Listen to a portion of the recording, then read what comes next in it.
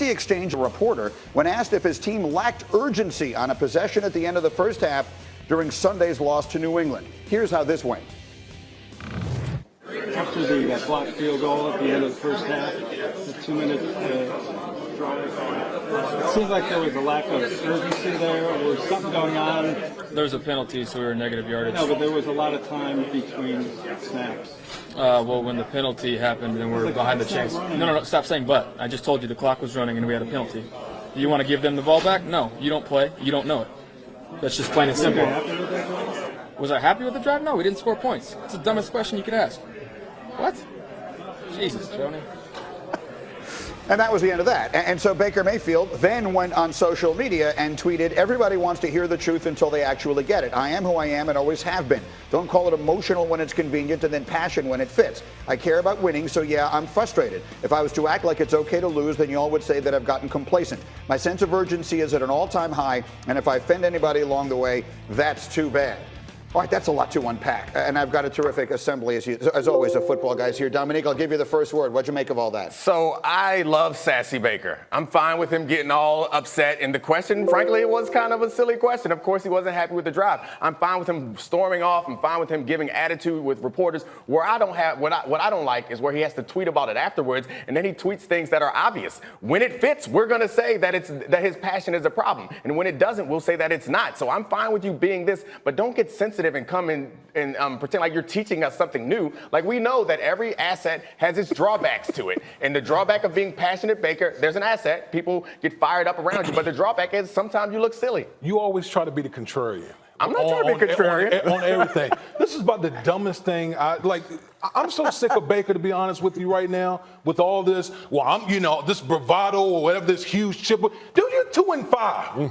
You're 2-5 right now. I don't care about that. If I'm a teammate in the locker room, none of that matters, because at the end of the day, all I care about is winning.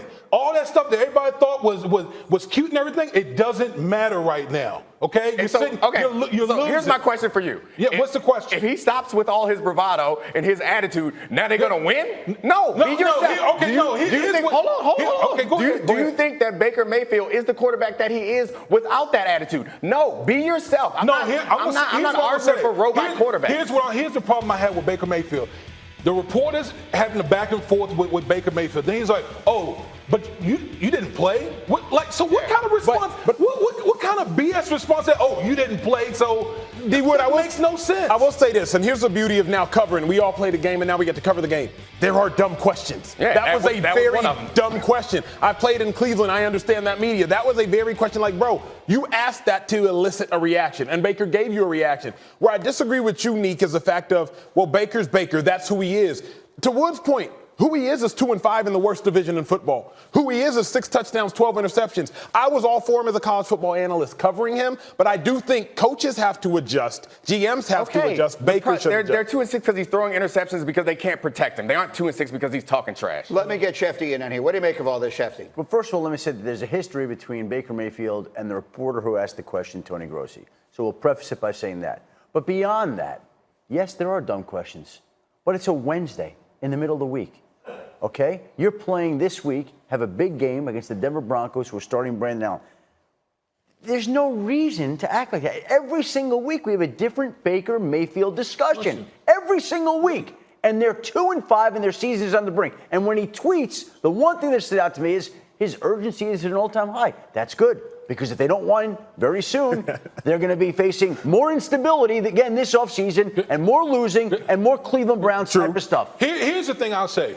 I said this from the outset. When everybody was jumping on the Cleveland Browns bandwagon, it's a different situation when you are the hunted. Yep. Okay, Freddie Kitchens was a position coach like over a year ago. Now he's a head coach. Baker Mayfield, everyone wanted to put him, give him the gold jacket in Canton, and now he's sitting here leading the league in interceptions, sitting at 2-5. We're going to have to come back to this. There are a lot of things we're going to come back to this morning. We are jam-packed on this Halloween. There was not a lot of talking.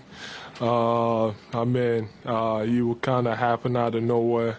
I just did what I had to do. I was just, trying to control myself, it happens. It was a competitive game. It was a competitive game.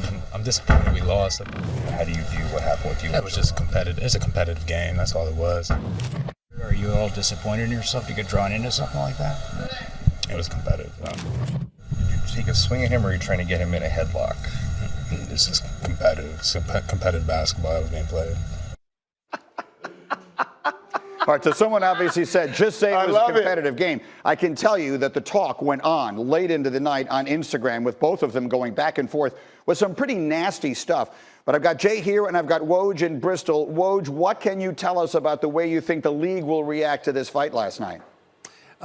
Greeny, what's going to be interesting is are the Sixers, Joel Embiid, Ben Simmons, the officials after the game declared Ben Simmons as a peacemaker in this altercation. That is not, I'm told, how Minnesota saw that. The chokehold he had on Towns when he was laying on the floor, how the league interprets that, evaluates that.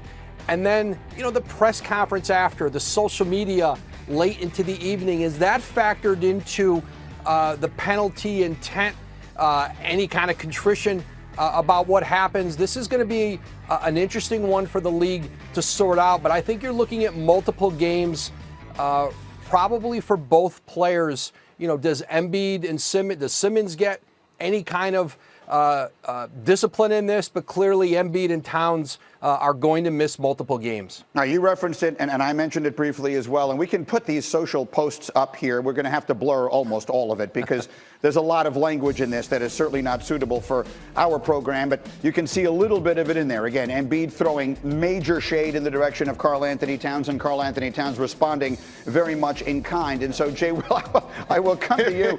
I don't mean to laugh, but I mean, my goodness. Jay, what do you make of what we saw last night, again, on the floor and then on into the night? Are you not entertained? Is this not why you are here? Like, all these old heads, everybody's saying, well, you guys are way too friendly. AAU basketball, everybody likes each other. You follow each other. You DM each other. Well, welcome back to real 90s basketball. This is real 90s basketball. Karl Anthony Towns is a guy that's been putting up MVP numbers in the first 4 or 5 games of the regular season. Joel Embiid likes to incite controversy. He couldn't even keep a serious face at the press conference. This is what Joel Embiid does. This is what the Philadelphia 76ers have to do. Like, they're going to be the next iteration of the bad boys. Like, they win ugly, Greeny. This is how Joel Embiid gets into your head. He set the tone. Listen, I'm here for all of the Rick Mahorn highlights that we possibly can find in our archives. I'm all good with all of that. Again, the ramifications of some of the social media stuff is something else that we want to get into a little bit later. Not condoning the language at all. But, oh, by the way, huge, monumental injury late in the night last night.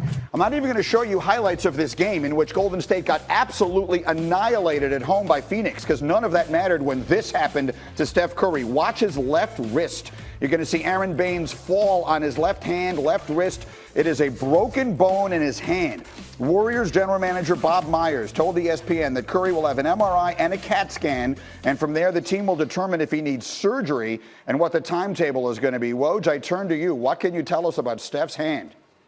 Well, as Bob Myers said, they're going to do more imaging today on the hand and get a better idea of how long he's going to be out. But I don't think anybody in Golden State expects him back, any sooner than a couple months. And, what it means is Bob Myers, he's going to be spending a lot of time on the road scouting this season because they'll have an opportunity to have a very high draft pick. Remember, in the D'Angelo Russell, Kevin Durant sign and trade, they sent their first-round pick this year to Brooklyn, but it's protected 1 through 20. And I think it's safe to say that Golden State will keep that pick, and they'll have an opportunity, I think, to draft very high and then bring back a team next season that's healthy with Klay Thompson, Steph Curry, and use their mid-level exception in free agency, and try to be competitive again in the Western Conference. It's a very reasonable way to look at it. Woj, outstanding as always. Thank you, my man. And we'll come back to you as anything further develops. Jay, it feels like there were really 2 stories here. Yeah. One of them is what the future of the Warriors looks like, and I get that piece of it. The other is there's a terrible break for the NBA and for one of the most popular and marketable stars. Your thoughts on both of those? Well, I feel horrible for Steph. He's the most prolific shooter we've ever seen in the game of basketball. But I will say this as it relates to the Golden State Warriors. People say, I heard a lot of fans last night, well, they should tank. You won't need to tank. You're in the West. Yeah. Like, the West is loaded. And D'Lo's really good. Draymond Green's really good. But I also think this could be a blessing in disguise for the Warriors. And I bring you back to 1997 with the San Antonio Spurs. David Robinson went down after 6 games. He didn't play that year. But then the San Antonio Spurs got the first pick in the draft. They got Tim Duncan. Okay, so remember, like Woj said, it's a top 20 protected pick. If they're able to get like a top 3, top 5 pick with Klay Thompson, Stephen Curry coming back healthy next year, they will be the favorite in the West. They will be the favorite in the West. I think people overlook how great this backcourt is with the right pieces around them. I agree with you completely. Everything you just said, I completely agree with. But what cannot be overlooked is that there are still 78 games or whatever it is this season that they're going to have to live through, and it's going to be a long year for those guys in Golden State. You got back to 5 world championships. Yeah, 5. Like, this is going to be a little bit of a down year, but it's going to be a building year for next year. That's why when fans go crazy, I don't understand. Like, it's okay. It's one bad year. I agree with you. And one bad year. Tanking is a relative term. They don't have to tank. This team is definitely not going to be good enough as constituted to make it into the playoffs. All right. Oh, by the way, James Harden scored 59 points in a game yesterday. By the way. We'll